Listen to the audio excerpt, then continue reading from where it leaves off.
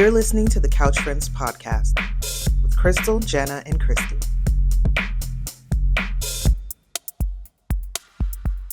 Hey everybody, welcome back to the Couch Friends. I'm Christy, and joined with me here is Jana and Crystal. And today's episode is going to be a little bit different. We are going to be discussing domestic violence and abuse. So just a disclaimer, if this is something that is triggering or that you don't want to listen to, please click away. But if you are interested in hearing just a little bit of some of our experience and some information that we would like to share with you, we hope that you will continue listening. First and foremost, if you or anybody that you know is or has been the victim of domestic abuse, please find a safe way to get help. Find somebody that you trust, that you can tell what's going on, and they can help you find the help that you need. If you don't have somebody that you trust, the domestic violence abuse hotline is open 24/7, and you can call them anytime. Their number is 1-800-799-7233.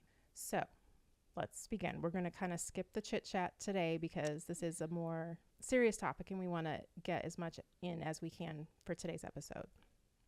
So, what is domestic abuse?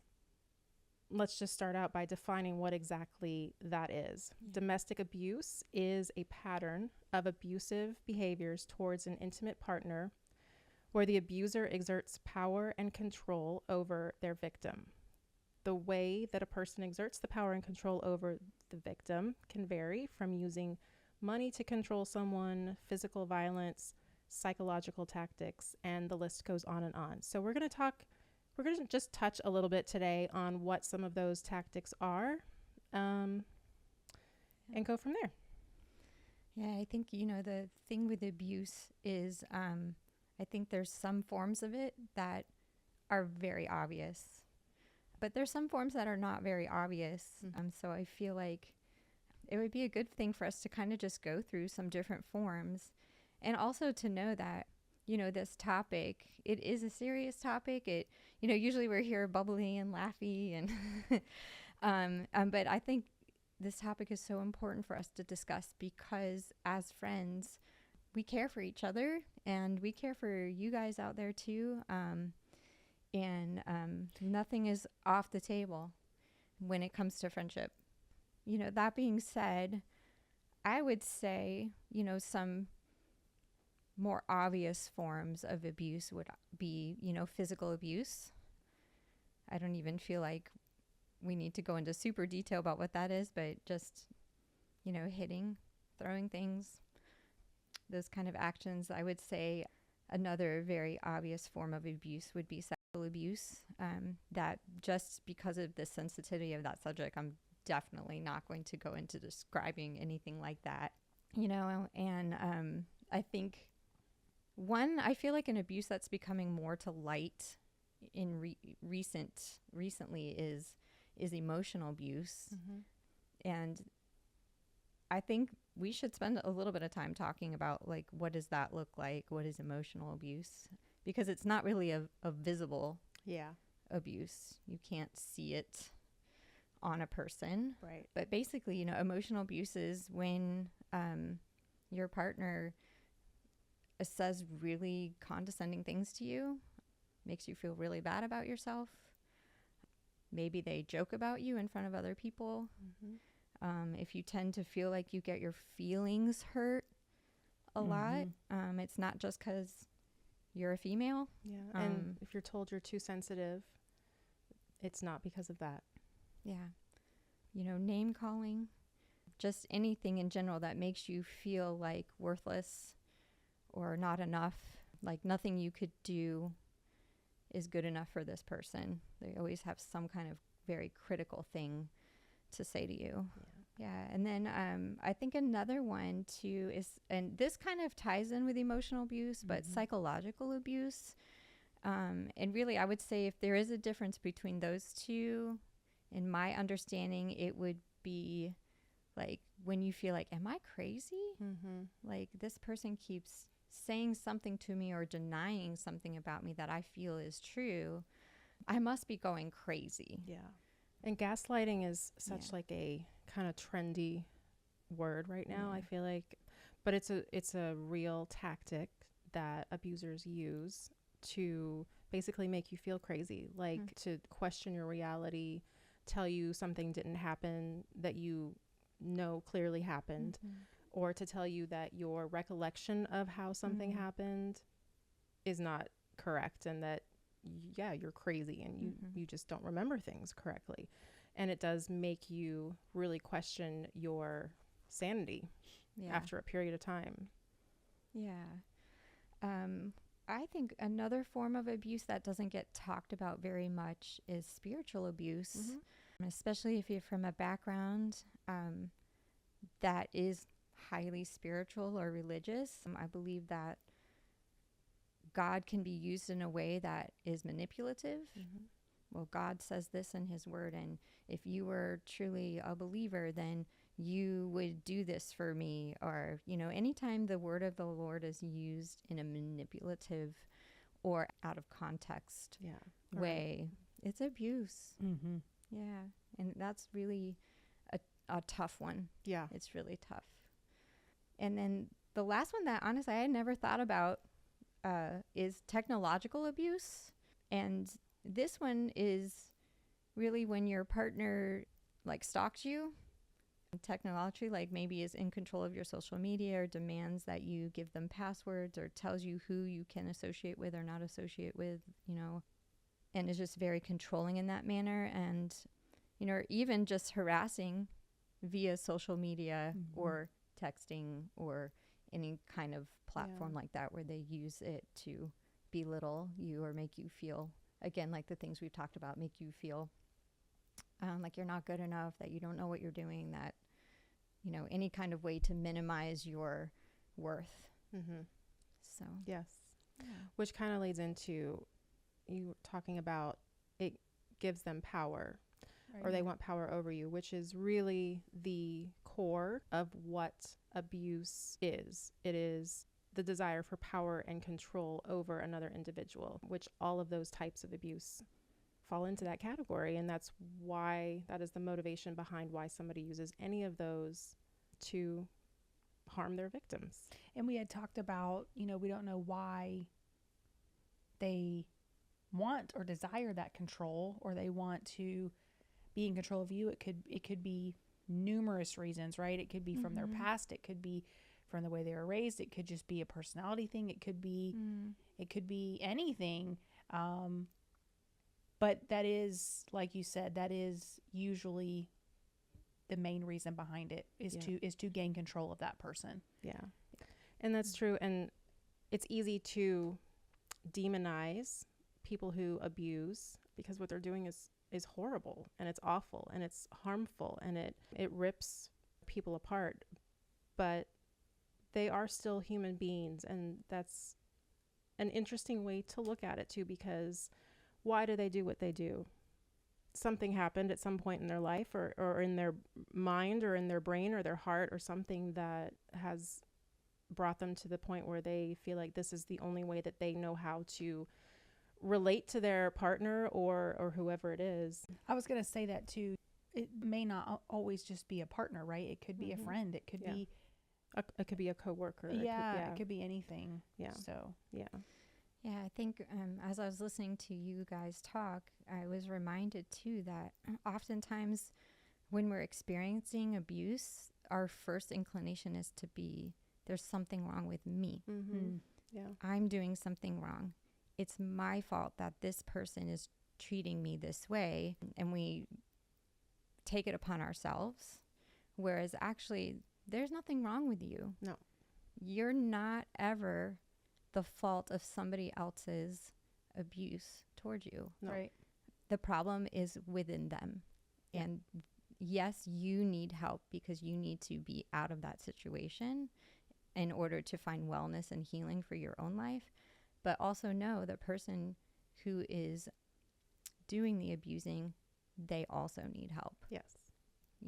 Their actions are a cry for help, whether they're aware of it or not. Yep. They need help, and it has nothing to do with you. Right. Yep. It's not your fault. It's not because of anything you're doing or that you have done. It is an issue that they need to take care of themselves. Unfortunately, most abusers don't have that self-reflection and that recognition to know that they do need help. So you can't rely on that person. You know, they might say, okay, sure, I'll go to therapy. I'll go to counseling and I'm going to get better. If actions don't match words, that's another manipulation. Mm-hmm. Yeah. So let's talk a little bit like, how do you really know that a relationship you're in might be abusive versus, oh, that one time I got yelled at or pushed or treated in a way that was not preferable whatsoever. Mm-hmm. Was that just a one-time thing? Or is there a pattern? Like, how can we distinguish, am I truly in an abusive relationship? I think that's key, is that there is a pattern. If it's an abusive relationship, if you are involved with somebody who is an abusive partner or a friend or, you know, whatever the relationship may be, it's not just a one-time thing. It is an ongoing cycle of abuse that has, I mean, there's a literally a cycle of abuse wheel where it starts with, you know, maybe the tension is building and it could build over weeks, months, you know, it really just depends until there is an explosive episode, the episode of abuse, whatever that may be, whether it be a verbal tirade that they go on towards you, whether it be physical and they put their hands on you in some way, both usually, probably. And then after that explosion, then there is remorse from the person who did the abusing, and they are remorseful and they're sorry and they ask you to forgive them and they're never going to do it again. And, you know, this might be where if you say, I want you to go to counseling, okay, I'll go to counseling. And then you get into the wooing phase, which kind of is an offshoot of that. And that's, you know, they might bring you flowers and, you know, try to woo you back, try to pull you back into their control. And then you get to the honeymoon phase where things are amazing and wonderful. And maybe like, you know, in the beginning of your relationship and, you know, okay, this is why I'm here. This is, you know, makes you think, okay, well, things are okay sometimes. Mm-hmm. So everything's going to be fine, but that never lasts. Eventually tension will build again over time until that tension again turns into another explosive, abusive situation. And then that cycle will continue and continue and continue. And if you are noticing patterns of that in your relationship, then you can know that you are in an abusive relationship. And I will tell you personally that I had never heard of this abuse cycle before. And I went to a counselor seeking help because I thought that, you know, I had a lot of problems. I thought that I needed to go see a counselor. And as I began unloading the things in my life to her that were happening, she showed me this abuse cycle. And my eyes for the first time were open, realizing that, I mean, it was like right there on paper. It was the first time that I was given a visual or words to put to what I was experiencing myself. So it was validating. Very, very. Yeah. So if you are in a cycle like that, I encourage you to not stay. And I know that's easier said than done.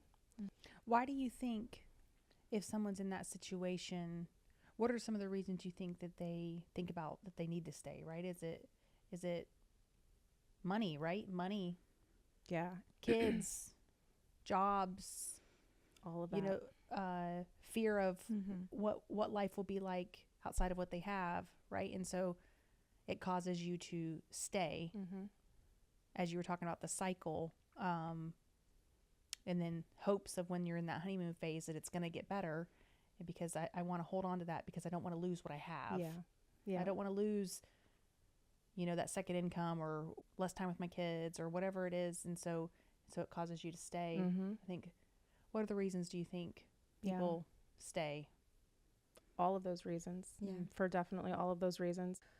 I think too, part of it, I mean, is the control that they over time have on you, and all of those things that you just said are kind of used as a way to control. Every situation is different, but I also think there's a lot of shame in admitting that maybe there's a lot of shame in admitting that you are being abused. I mean, it is, it is, I mean, like, still to this day, like, I don't know, it just feels like a little embarrassing. Yeah. And do you think those reasons too, what we just mentioned, those are a lot of the reasons why we're scared to talk about it, right? We're scared to talk about it to anyone, to go get help. Yeah. There also is the fear of what will this person do to me if I leave, if I tell somebody, if I try to get away from them. Right. Because there's often threats if you do leave. And harassing. I would say threats, harassment, post-separation abuse also. I was thinking as I was listening to you guys talk that an abuser can be very, well, because they are experts at manipulation, they can be very persuasive in convincing you that they're not really abusive, and that they really need you. And if they don't have you in their life will fall apart. It will be bad on them. And then what do you feel? Guilt. Shame. Right. Yeah. Guilt. This person is really depending on me. They need me. You know, if I leave them, bad things will happen to them and to me. And there's probably a part of you that really does care for this person, you know, and emotionally, you're emotionally entwined. And those type of things are really hard to unravel. Yeah. So I think a lot of the things with us, but especially the persuasive manipulation of, you can't leave me, and I will do whatever it takes for you to not leave me. But I think also when you become aware that that person's doing that to you, that's when you can break those trauma those bonds, entanglements. So, yeah. So what are some red flags that maybe you can look for to not become involved with somebody who could potentially be an abusive partner? I think one of the first things that people notice most of the time is if you are maybe beginning a relationship with someone and you're being love bombed. What does that mean? That's things are moving quickly. It might seem like, oh, I found the right person. They're just, they want to be with me all the time. They want us to move fast. You know, that we're saying, I love you very quickly. You know, we're getting engaged, or we're getting married really quickly, or we're moving in together. Whatever you do, like it's happening on a very accelerated schedule. And maybe they are, you know, just sending you a flower. I mean, things that would, if you don't know better, you think, oh my gosh, this person really likes me. Yeah. Like I found my person. So that's something to definitely look out for and to recognize. And somebody that maybe insults you in jokes that are disguised as insults. Like they're just, you know, they're just joking. Like, and if you're told you can't take a joke, you're too sensitive. You can't take a joke. I'm just joking. But if it's a joke that is at your expense and is an insult to you, or that hurts you, and that you just feel kind of like, when you hear it, that's a red flag. That is a red flag. Yeah. Yep. Someone who is incredibly charming. Abusers are often very charming and very generous, kind people who present themselves as, you know, amazing people. How do you decipher between someone who is a truly kind person versus somebody who is, I guess, kind of putting on a mask. Yeah, that's a very, very hard Yeah. thing to consider. It's You hard to know, decipher, really, it if is you don't very know hard. somebody well. I think you Yeah. have to watch what they do when they're upset. Yes. And that made me think, I don't know, just a thought, but that could be another reason why you're scared to talk about it, because that person maybe is so charming Mm-hmm. to the rest of the world, to your Yeah. friends, to your neighbors, to people that you interact with, that they're never going to believe me Right. when I say this, that this is happening, right? Because they're so good at it. Yeah. Or maybe you've tried to say it and nobody believed you. Yep. Yeah. Yeah. Yeah. Because that's not the version of that person that Everybody they else know. knows. Yep. Mm-hmm. Yeah. And with that too, yeah, words and actions, if their words don't match their actions. If they're saying one thing, doing another, red flag. Mm. If you have to walk on eggshells around them so as not to upset them or get them angry, Yeah. you should never have to walk on eggshells around people. Especially your partner. Yeah. Yeah. If they are trying to isolate you from your friends, your family, if they are putting your friends and family down, if they are trying to emotionally separate you from them, physically separate you from them, tell you that, well, they don't know what they're talking about, or they're unintelligent, or they're this or that. Any kind of isolation of trying to separate you from the people in your life that might be a sounding board. If you happen to say something about this relationship, the abuser wants you away from those trusted people in your life as much as possible so that they can manipulate you, have more power and control over you. Yeah. I was thinking the word ultimatums Mm-hmm. when you were talking with, they're issuing you ultimatums like, if you do this, or if you continue your relationship with this person, or you reach out and try to contact this person or whatever, then I'm going to ... Yeah. Yeah. You know. Yep. Yeah. That's a huge red flag. And another one, the last one we have on our list, is lying. Have you caught them? Maybe not even in a big lie, but have you caught them just in little white lies? Little lies that just seem like, oh, it's not a big deal. They're easy to write off or rationalize if they're willing to be dishonest in very small ways. Then they are most likely willing to be dishonest in very big ways. And that is typically something that abusers will do, is they're very good liars. Yeah. Yep. I just think, as we've talked about this subject and we've had time to ponder and think about, it's pretty deep, right? It's I just hope that anyone listening, that if you've gone through anything like this in your life, or this makes you feel the need to reach out or to take the next step, I encourage you, as your couch friends to another friend that maybe we don't know yet, just know that we're here for you. We're doing this to hopefully help, even if it's just one person. Yeah. And I promise you, no matter what you're going through, you're not the first and only person to ever go through it. No.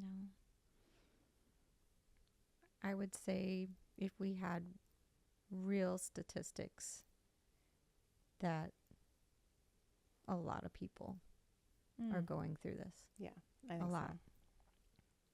Because I would say abuse is maybe not the only thing, but is the one thing that no matter what economic class, whatever culture, whatever any type of compartmentalization we can think of, like, oh, this only happens to certain types of people and not other types of people. No. Abuse can happen to anybody. And it transcends all categories. So.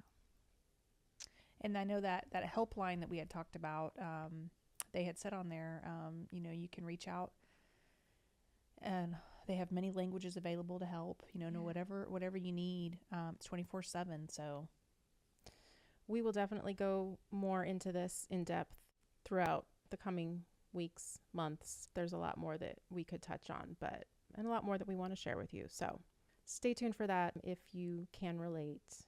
Oh, I was going to say, and if you have something that you would like to share with us, maybe a little facet of something that we didn't touch on, Yeah. but it came to mind as you were listening to this discussion, please leave us a comment.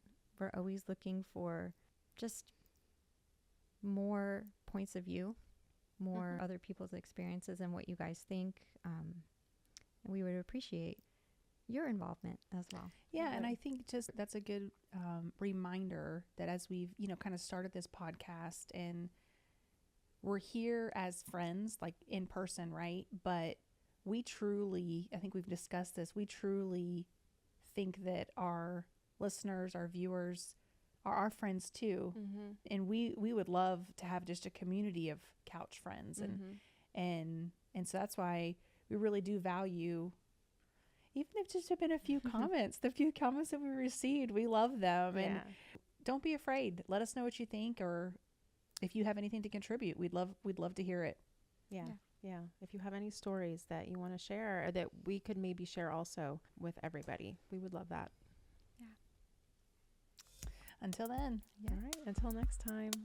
Bye. Bye, everybody.